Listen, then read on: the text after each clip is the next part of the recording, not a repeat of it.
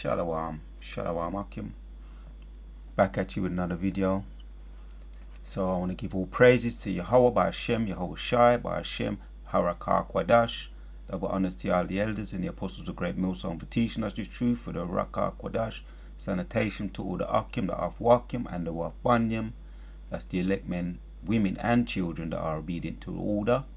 And Kwam Yoshiala to the house of David. Yeah, the US now been coming out for a little while now. The US, the Pentagon, the stories have been leaking so fast and furious with a lot of those Air Force pilots under pressure, you know, coming up against the chariots or the UAPs, yeah, unidentified aerial phenomenon, or EBEs, extraterrestrial biological entities, which are the chariots. These are the names they give them. So the pressure's been so strong they had to just come out and say, yeah, you know, they're real. The pressure that they put the Pentagon under because of the Air Force pilots, and people have been seeing them, just the average Joe been filming them and putting them up on YouTube. So they've come out now and said, yeah, we know they're real. You know, we can't deny it.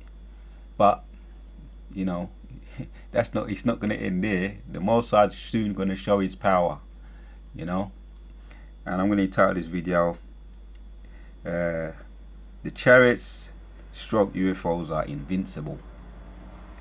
You know, and we've seen this little clip going around. I'm not going to play the sound, you know. It's just one little glimpse of the Mossad's power, because you can't destroy these beings. Let's check this out. This is the army, the Iranian army, trying to shoot them down in the midst of combat. Iranian army with their carnal weapons trying to shoot down the chariot. Yeah, that's the chariot there, you see, moving, and they're just going through it, like phasing through it. You know, in this particular case, it's just phasing through the weaponry, the heavy artillery, you know.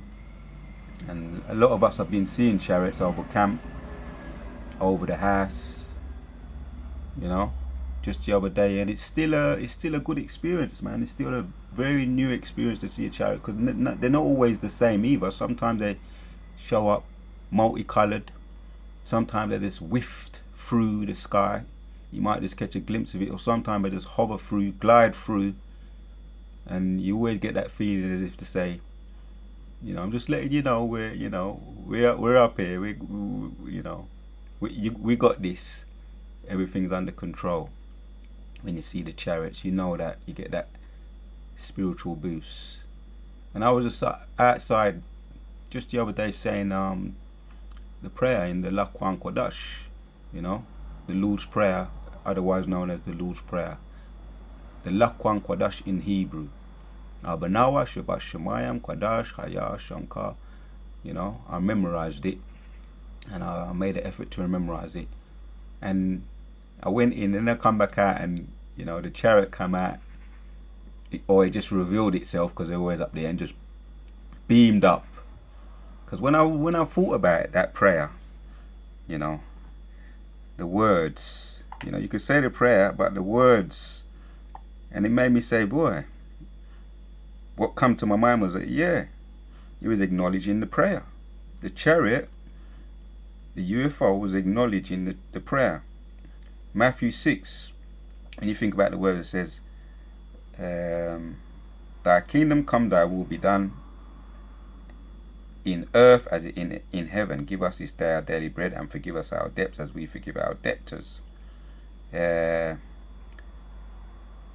Ye our Father which art in heaven, hallowed be thy name. That's in verse 9. Hallowed be thy name, or magnify their name, or glorify Yahweh B'Shem Yoshai. So you got the sense when I was saying that prayer that, yeah, I was giving glory to the Most High's name, and it was saying, it was acknowledging it. Because that's our duty as servants of the Most High. You know, as the children or the potential elect, we're here to magnify the Most High's name. Give attention to the Most High's name, Yahweh, Yahweh Shai. because that's the Lord King, conquering lion, you know, as it mentions, you know, in Revelation 5 verse 5. And he's soon going to reign, and he's soon going to show his power. We know that he's soon going to show his power. He's going to reveal himself. Let's check out that scripture, man. Revelation. We're seeing little glimpses here and there when we see these see the chariots. Revelation 5 verse 5.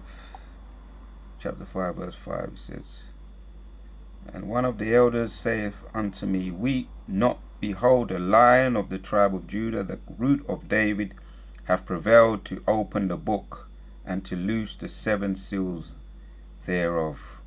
Yeah, after receiving that revelation, you know. And he says, let's go to 4. It says, and I wept much, because no man was found worthy to open and to read the book, neither to look therein.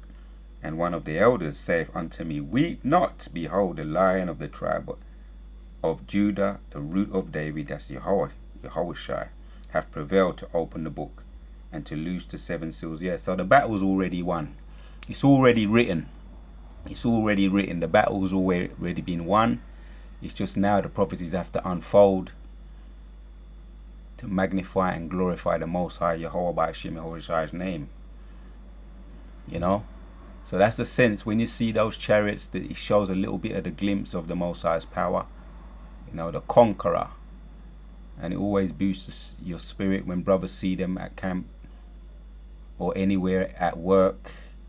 Brothers have been saying they see them at work, you know, just going about their everyday today normal life. They see them, and it's a faith booster. So the chariots stroke UFOs are invincible. They're invincible.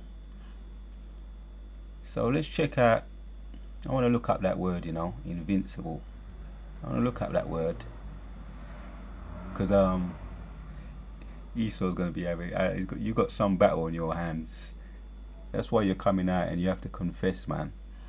You know, invincible, too powerful to be defeated or overcome.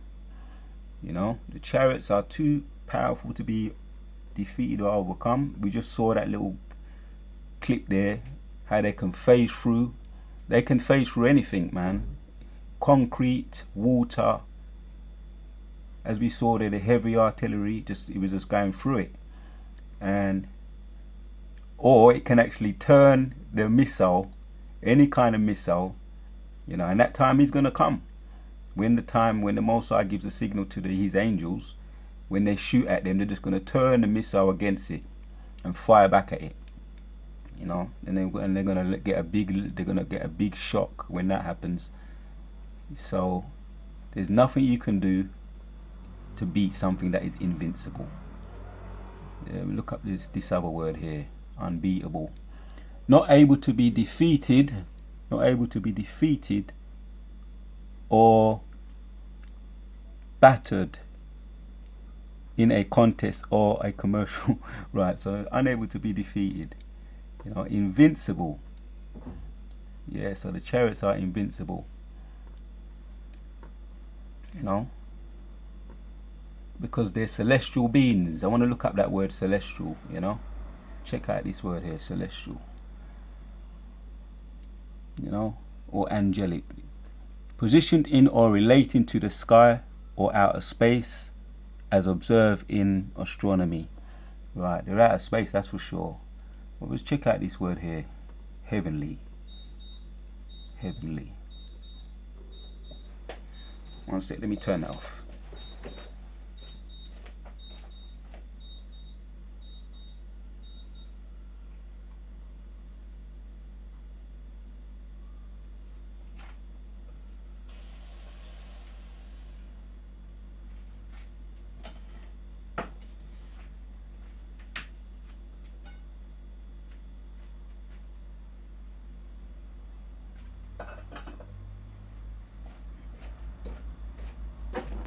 Alright, we look up this word here, heavenly. It's lucky for that. Just had to turn off that. Heavenly, right? Heavenly. Of divine, heavenly, of divine. Alright. Heavenly. So you can't be alright, let's check out this word here. Angelic. Relating to angels. Of a person exceptionally beautiful, innocent, or kind. Alright. Heavenly, celestial.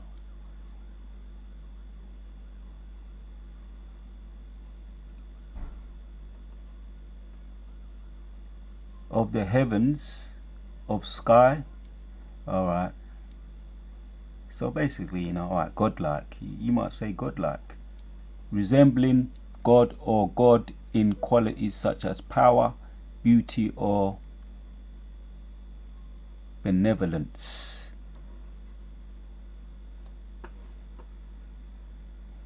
So these are all celestial ways to describe something that is invincible, to us humans on this earth.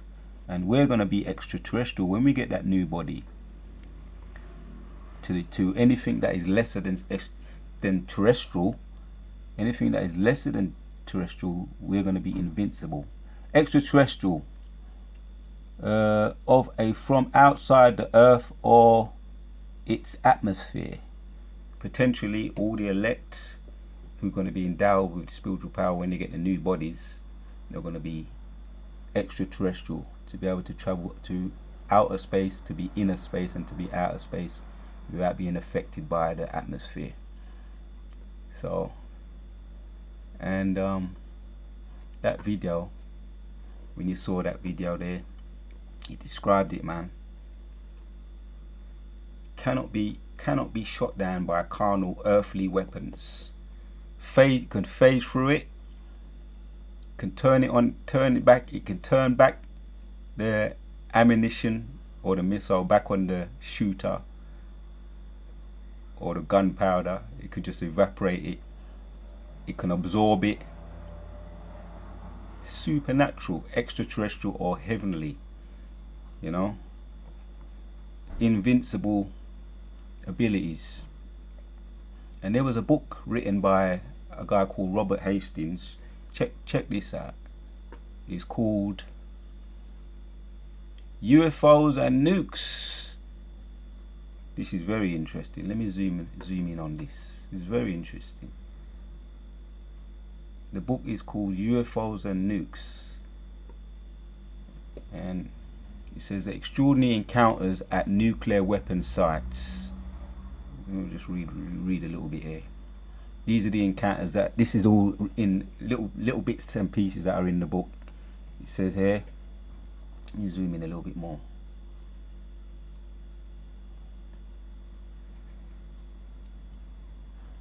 It says weapons faculties has been convincingly established. Hundreds of US military veterinarians now openly discuss these, they've been coming out now, ominous incidents. If I'm so lucky I can't pronounce that word properly. Incidents and thousands of classified government documents substantiate their revelations. Over the past 4 decades, renowned researcher Robert Hastings has interviewed more than 150 of those veterinarians regarding their involvement in these astounding cases. On September 27th, 2010, CNN live streamed his UFOs and Nukes press conference. Washington D.C. during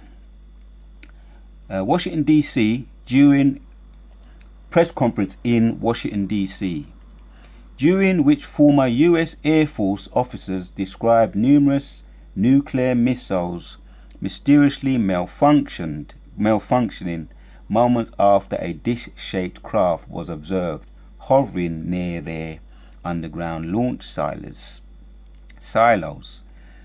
That shocking episode in March 1967 was merely the tip of the proverbial iceberg. Documented UFO activity occurred at a platinum processing, so like if I'm not pronouncing that word properly, platinum processing plant in Washington State as early as January 1945, months prior to the atomic bombings in Japan. Right, goes on. Another incident in October 2010 involved one missile base in Wyoming being unable to communicate with several of its missile launches control capsules. Right, so they was tapped into by the angels, the UFOs. It can tap into the to all electronics and make them malfunction. Just as a huge cider-shaped craft slowly flew over them. So it tapped into the electronics.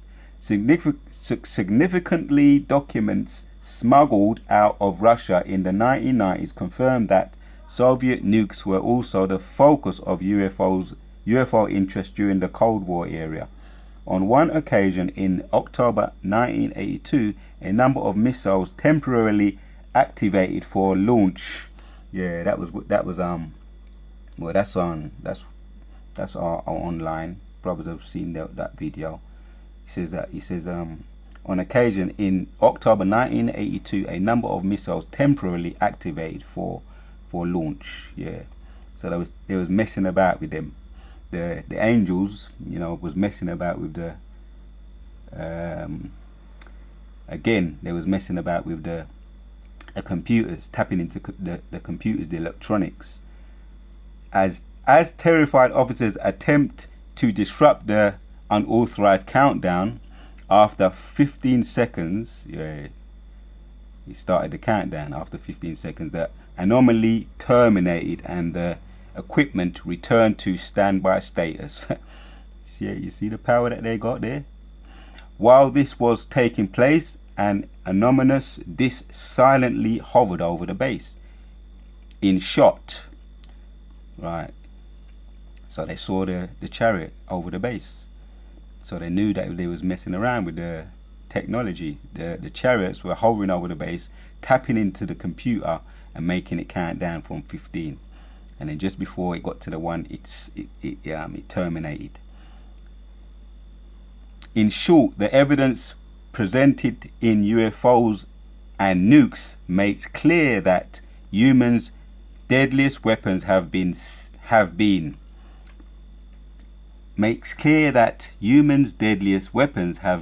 since their development and used during World War II, under intense scrutiny by still unidentified observers possessing tremendously advanced technology, to say the least. I'll read that again. By still unidentified observers possessing tremendously advanced technology.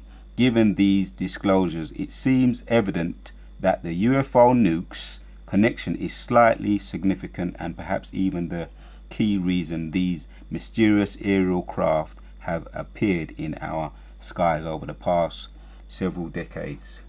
That's what they call them. UAPs, unidentified aerial phenomenon. So that's why they want to give them that name. But they're in the Bible. It's all in the Bible. So he's wrote that book. That book, you can get that book. If you're still not convinced, you can get the book. By UFOs and Nukes by Robert Hastings. So this thing is real, and the Most High is gonna make sure he lets you know. He's gonna show his power. The Most High soon show his power, and that could be another video. This video is the UFOs are invincible. Yes, and it's not they move so smooth, man. They move so smooth. They just know that they're not from this planet. And I can talk about this subject. I can just go on and on and on. But let me get a scripture. Let me get to the scripture. One or two scriptures, man. Revelation 4. Revelation 1, I'm going to read 7. It says, Behold, he cometh with clouds, and every eye shall see him, and they also which pierced him, and all kindreds of the earth shall wail because of him. Even so. Right. When they see it, man. When they see these little glimpses, even now they see a little glimpse in the sky, and you hear them start talking in their own language. Sometimes in other countries they start with that panicking. You can hear them panicking.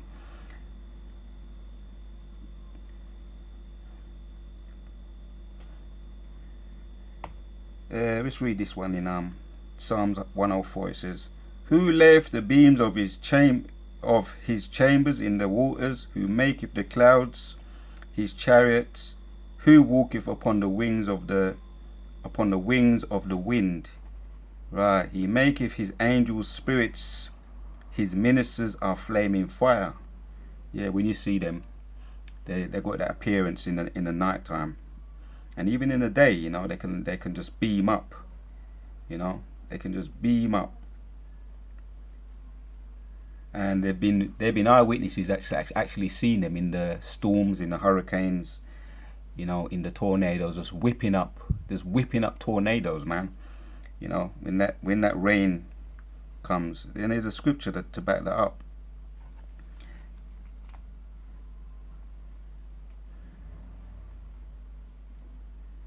Yeah, he says, this is in 66, Isaiah 66:15. It says, His chariots like a whirlwind to render his anger with fury. Right, when they whip up those tornadoes and just they start them off. So that's just the Most High showing a little glimpse of his power. This video is is impressive, to say the least. And soon we're gonna see. Yeah, when he comes and he flattens all those, those carnal Esau's military, have no comparison to the Most High's celestial army, spiritual beings. UAPs, unidentified aerial phenomenon, EBE, extraterrestrial biological entities. The Bible described them as chariots. Look at that, just phasing through, man. Kala Yahweh Ba'Shem Yoshai. Kala Yahweh Ba'Shem Yoshai. So they've had to come forward, man, and they confirmed this is real. The Pentagon has confirmed that the UFOs are real. And it don't stop there.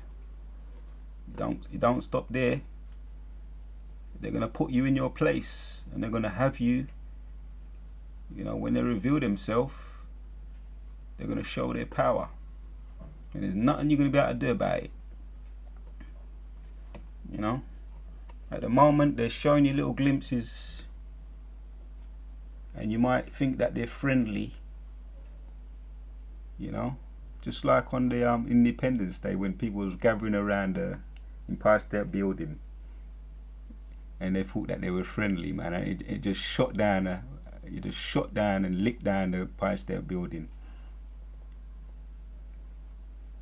But that's your curse, Esau, and that's our salvation.